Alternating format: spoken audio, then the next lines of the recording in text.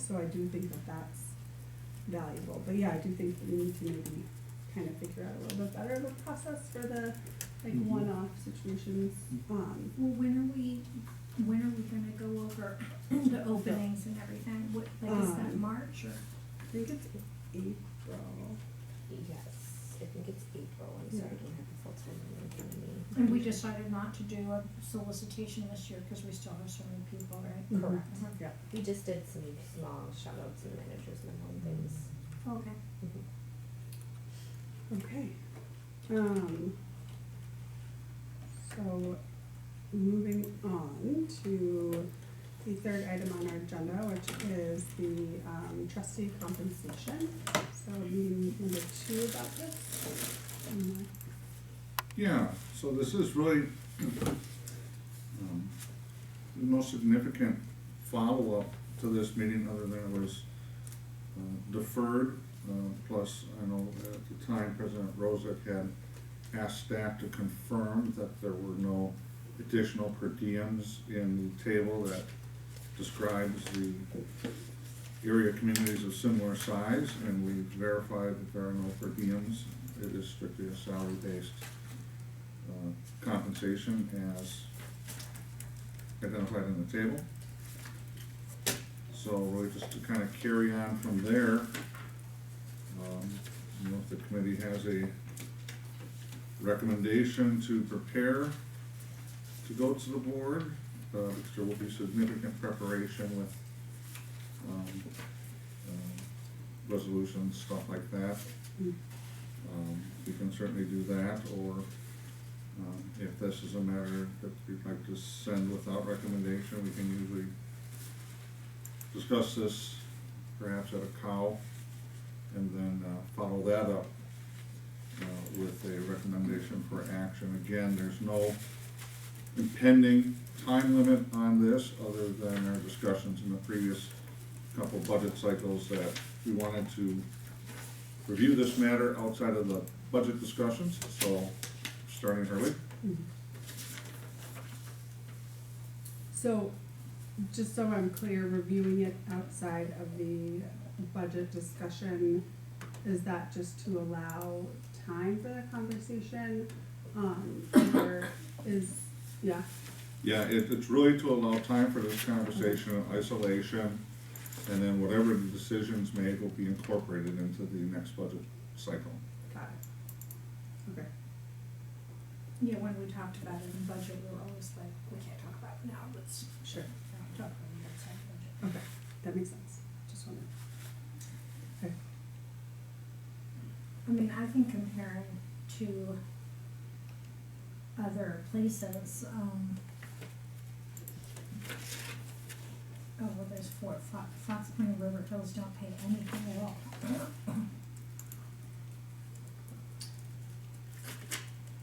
But, I mean, Glendale, which is a smaller community than we do.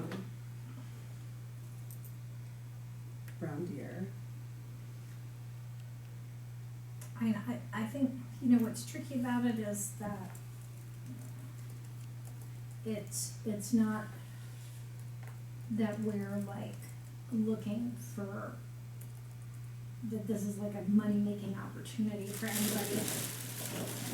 And even if we were to double it, it would still probably not cover most of the hours. I mean, I guess I don't believe it should be a purely voluntary position. I mean, if you take it seriously and do the work, it's a lot of work and it's a lot of time. And I think a lot of people don't consider running because they don't have that much time to dedicate to something that is not earning them money. So, I mean, I am in favor of increasing it. I mean, I don't have an idea about when, or, I mean, I think it's probably something we could phase in over time. Yeah, I mean, I think that, you know, just looking at the table, the biggest thing that sticks out is that 1976, which is before I was born. So, you know, I think just being equitable and bringing the what was $1,000 in 1976 to $2020, you know, still would not make anybody rich from this role. And it, you know, and I would say, I don't think this is a volunteer role. You know, a volunteer means you can walk on and you can walk off. We all Right, ran that's for true. election. And, you know, I think that with being such a low amount, it is a barrier for entry for some people. And I think it would help us to ensure that it remains a diverse board, you know, for ages and socioeconomic groups, within our community. But at the same time, we've made some really difficult budget choices in the last few years, and so, I mean, I would like to move it forward, but in context with the budget conversation, because it's not, we can't make that decision in a vacuum.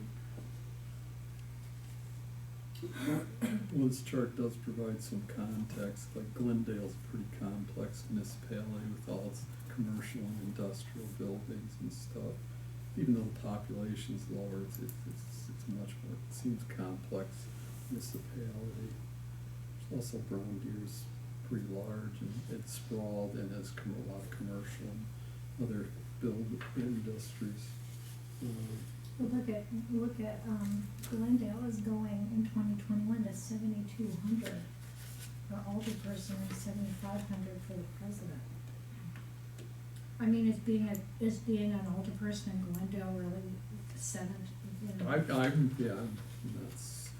The argument that there's costs and you got childcare costs and you got printer cartridge costs that you're trying to cover and it would probably be helpful to increase it, but I don't see this as a replacing your employment, or it should be the incentive No, to take the no. position. Yeah. But you shouldn't have to incur childcare costs to do the work. So. Yeah, I mean, it should be like a net neutral. Right. And, you know, I mean, childcare is a real thing, and we want to have different perspectives, and I think it's, you know, been very valuable to have different perspectives on our board, and to ensure that that continues in the future.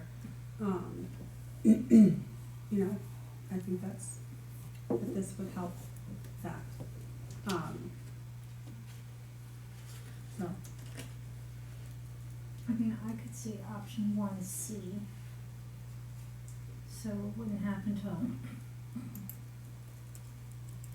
or I could see going to 2 or 4/1/21. I mean, the TID's gonna close in 21, so, but we won't have an impact of that till 22. Correct.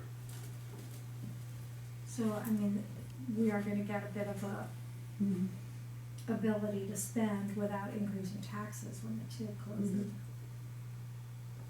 If we get it done, then it wouldn't be a tax increase to people. Well, that's one of the things that I was kind of thinking about when you have the multiple phases. It's a stepped approach, so the impact in a single year is not as dramatic. The other thing is, I'm sure this is not a topic the body wants to revisit every other year, so there's a range of options to, again, you know, there's clearly a simple matter of discretion on how the group wants to proceed. So how would option say 1B, if the vote occurred after May 1st when the board members are seated, they would not get the increase till their 3-year term? The cutoff for increases is at the earliest date of filing nomination papers. So the current pending election will not be impacted by this decision, but it's anybody elected subsequent to that, Okay. and then it's a big effective date, right? Okay, So depending on the effective date, then, so persons elected in the next cycle in 2021 would be eligible to receive the, whatever's approved effective Approved for whenever. 1/21. okay. Oh, so we can't do it so that everybody gets it at the same time. Well, that's the second motivation by picking the 2024 dates. Then Oh, so you everybody, pass it now and then everybody will have gets been it elected later. after this has been adopted, and then it becomes a uniform I approach. think that's better than some of us getting paid and some of us not. Mm-hmm. Right. And that's why you have 2021 and 24 start dates on both the 1As or the 1s groups and the 2s group, because that is the primary reason for that Yeah, methodology. They look very similar, but that is the concept behind that. Well, and I mean, if we approve this and the board in 2024 decides they don't wanna do it, I assume they could take action at that time to say, we don't wanna do this, right? Like, if they could either Yes. do nothing and have it happen. But again, then the phase out would be in reverse of the phase in, right? Mhm. They can't impact current, Well, it would only be for people elected elected after. after, oh, The phase out? phase out, yeah. Wait, so if we say we want everyone to go up to 2,000, effective Hmm. April 1, 24, and when they're talking in 2023 about the and you come to them in 2023 and say, here's another $20,000 for the board budget for your raises, couldn't they in the 2023 budget say, we'll forego those raises and take it out of the budget? I would have to research it, but my general impression would be no, it would still apply to those elected under whatever legislation was authoritative at the time the elections were held. So the TID closes in 21, and we will have that Tax relief in 2022 2022. budget cycle. Right. So, And this is again where, to recommend to the board, to build in maybe an additional contingency in the 2022 cycle in the board. And then that could be applied to a variety of things, but once it's in the contingency, then it just moves from contingency to salaries, and the impact in 2023 or 2024 would be neutral. It's just having that extra contingency would be in the board budget. Again, different ways of thinking about that, but if I'm you're, sorry, I'm not following. So, what, in 2022, Yeah. the board could say, we wanna put an extra 15,000 in contingency, mhm, period. I Right. mean, there's no justification necessary for that. But then when it comes to 2024, and you need an extra 15,000 for salaries, you don't add another 15,000 on, you just move the 15,000 that you'd already put in contingency from the previous year mhm. into the salary line item, and put the contingency amount back down to whatever level's appropriate at the time. Right, Expenditures. okay, I gotcha.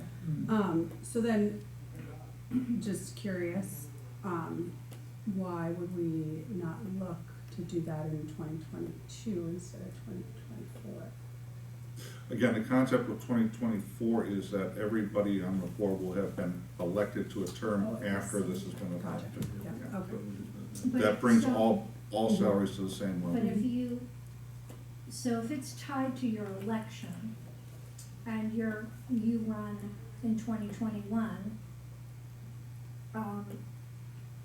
then so you're running for a post in 2021 that will not be paid until 2024?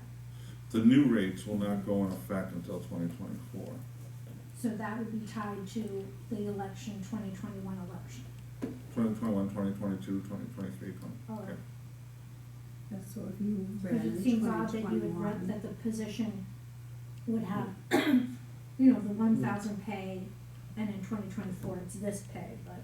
So you're Well, saying again, that has to be. That's when all trustees could go up to the Right. same level at But that you're point. saying it's tied to the election, so Right. when people sign up to run for trustee in 2021, it'll be clear this is the pay, and then this is the pay in 2024.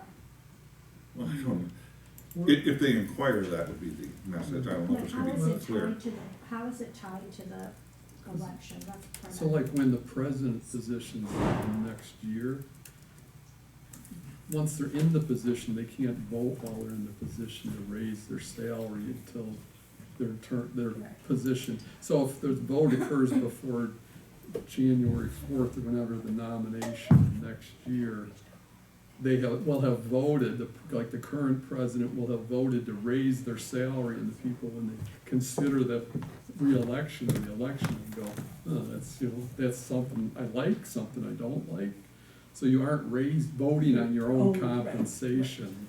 That's ultimately the thing, Mhm. sitting officials can't raise their own salaries, which is why it only goes into effect for those people elected after the day that salary or compensation is increased, and at the appointed year that it's approved for. Okay, so if somebody resigns and we appoint somebody, then Then they would be eligible. if it's after 2024. If it's after whatever, well, yeah, and this, depending on what methodology used, but yes, after 20. But now if we decide to do per diems, we don't have this restriction, right? No, same compensation, same restrictions apply. Or things. And I thought the per diem was something that staff asked us. Hmm? I thought the per diem was complicated and difficult to, right? Or that Well, was- it has more dynamics to it. Staff is urged to consider just a straight compensation plan at whatever level you find appropriate. Well, I think, I mean, I think 2024 is good, and, I mean, I personally would